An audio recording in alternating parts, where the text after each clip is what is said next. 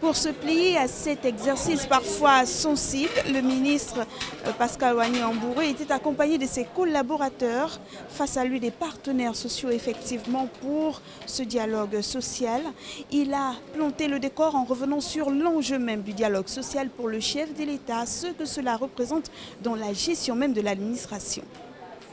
Lors d'une rencontre avec les syndicats en novembre 2014, parlant du dialogue social, le chef de l'État affirmait: nous y adhérons tous et sommes enthousiastes d'y recourir, notamment en ces circonstances marquées par des demandes sociales fortes.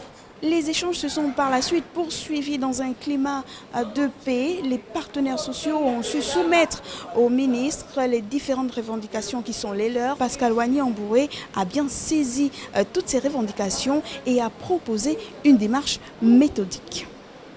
La priorité, c'est d'abord vos conditions de travail. Nous allons nous battre avec la Direction générale de la pêche, avec les financiers qui sont ici, pour faire en sorte que cet élément ne soit plus une vue de l'esprit, mais que ce soit concret. Au-delà donc de l'action gouvernementale, il faut de la méthode, mais également de la volonté personnelle. Un message qui n'est pas tombé dans des oreilles de sourds. Ce que nous saluons beaucoup plus dans la démarche du ministre, qui est avant-gardiste, c'est le fait qu'il associe dans le cadre de ce dialogue tous les niveaux d'échelon de notre administration.